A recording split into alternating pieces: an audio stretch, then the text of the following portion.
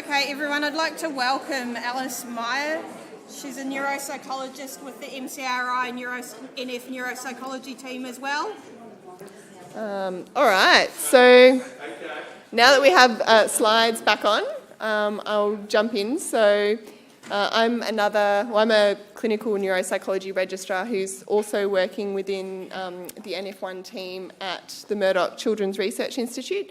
So I work with Anita on many of the projects that she just mentioned.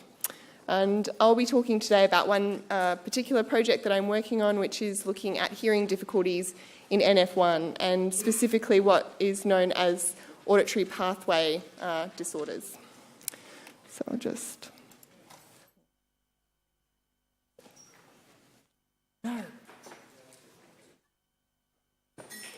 Okay. There we go.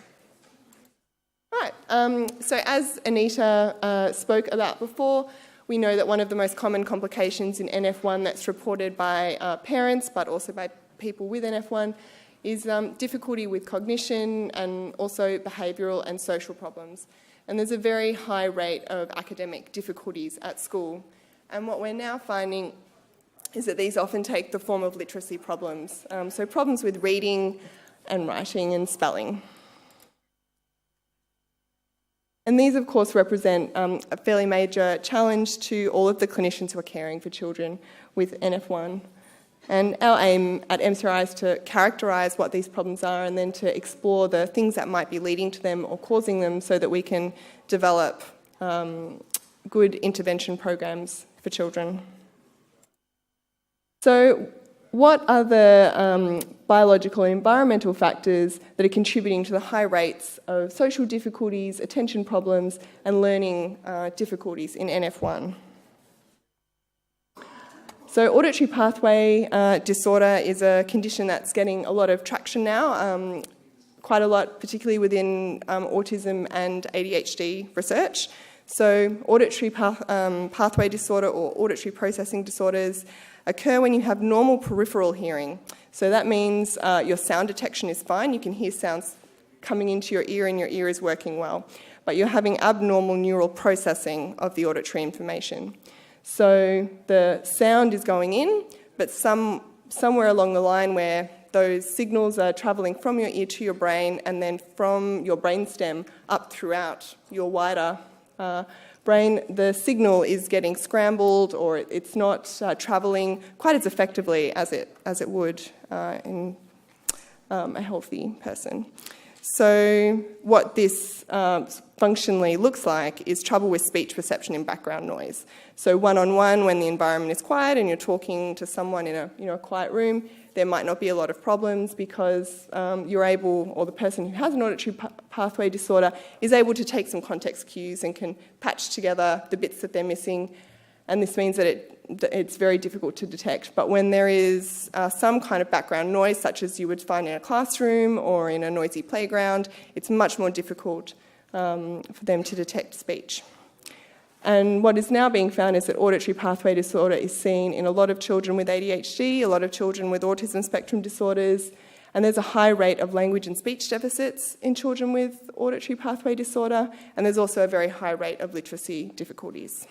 So it's a similar group or a similar set of problems that are often seen in NF1, which has led a number of researchers to be very interested as to whether or not there might be some auditory difficulties occurring in NF1 that have previously been undetected. So Professor Gary Rance, who is an audiologist at the University of Melbourne, has conducted some research with participants that were collected from the Austin, or they were being seen through the Austin Hospital in Melbourne.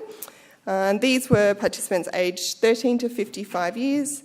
He collected information on 20 individuals with NF1 and compared them to healthy controls. And what he found was that all of the NF1 participants had normal sound detection. So they were able to hear sounds and their ears were working well. What he also found was that 45% presented with evidence of an auditory pathway disorder. So this abnormal nerve function between the cochlea in the ear and the brain regions that process sound. And the speech perception deficits that they showed were severe enough to impact everyday communication and education progress. So really interesting findings.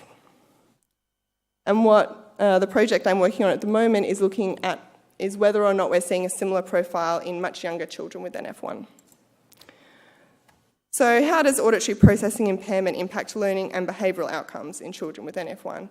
This is what we're really interested to find out, because this is what would be useful in terms of targeting intervention. Oh, come back. There we go. So I'm involved in an ongoing extension of this initial study, but more specifically looking in children.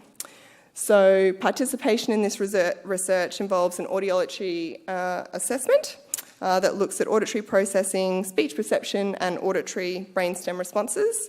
And the children who are participating in this research also undergo a very thorough clinical assessment by one of the clinical neuropsychologists who works as part of our team.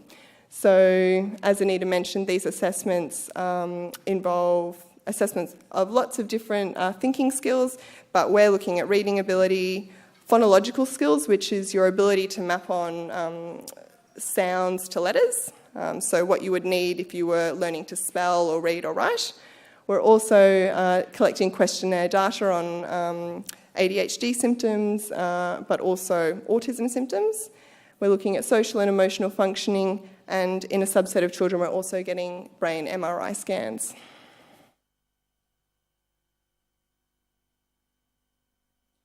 So just as a very quick update for the research for this project that we have, and this is pretty hot off the press. Gary just looked at these results just a couple of days ago. So we've got 17 children with NF1 that have participated to date, and we have 17 healthy controls that we've recruited so far. These are children aged 5 to 16 years. And the children with NF1, very much like the earlier study with adults, all of them showed normal sound detection, which is what we were expecting to see. But significantly more children with NF1 showed abnormal neural firing patterns compared to their healthy age-matched peers.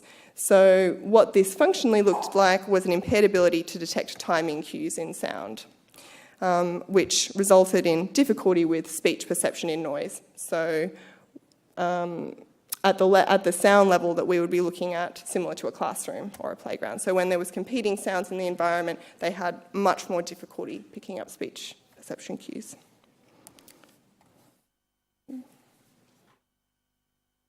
So one question, I mean, this is all very interesting, and we're going to continue to collect data to sort of thoroughly characterise the specific kind of auditory difficulties that we're seeing in NF1. But what I get asked a lot when I explain this to parents is, what are the treatment options that I can then have for these hearing difficulties? And so some of the things that Gary, I know, is working with is remote microphone assistive listening devices. So what this is where a teacher wears a microphone sort of on their lapel, and a child will have a small hearing device in their ear. And what this means is that effectively, rather than listening to one voice in a cacophony of sounds in a classroom, it sounds to the child like the teacher is right in front of them. So this removes a lot of the difficulties with auditory processing disorder that occurs in hearing. And there's some good evidence that's now emerging with autism spectrum disorder children who are using these devices in the classroom.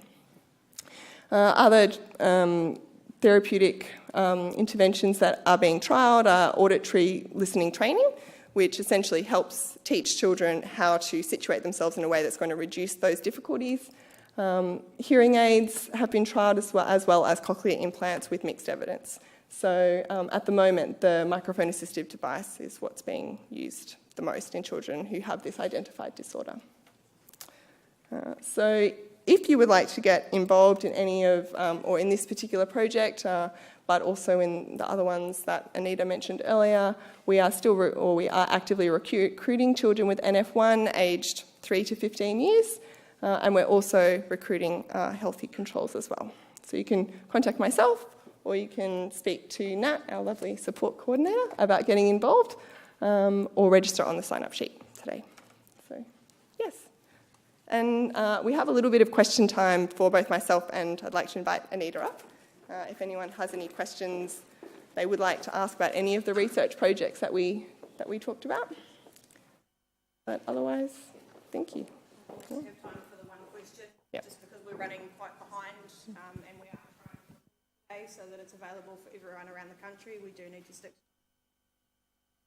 I'm interested to know if you're also looking at balance. Balance. With balance with NF and whether there's particular patterns of balance disorders, and I'm particularly interested in disequilibrium, which is, you know... In a word, no, we're not specifically looking at balance disorders, and we don't do an assessment of those in the research protocols that we're looking at the moment. But as part of the assessments that we do, and Anita did mention that we do take a very thorough background history of the children that are involved, and where there are difficulties implicated, we would refer on for future assistance, like from an occupational therapist who would be able to assess those difficulties. Oh, thank you.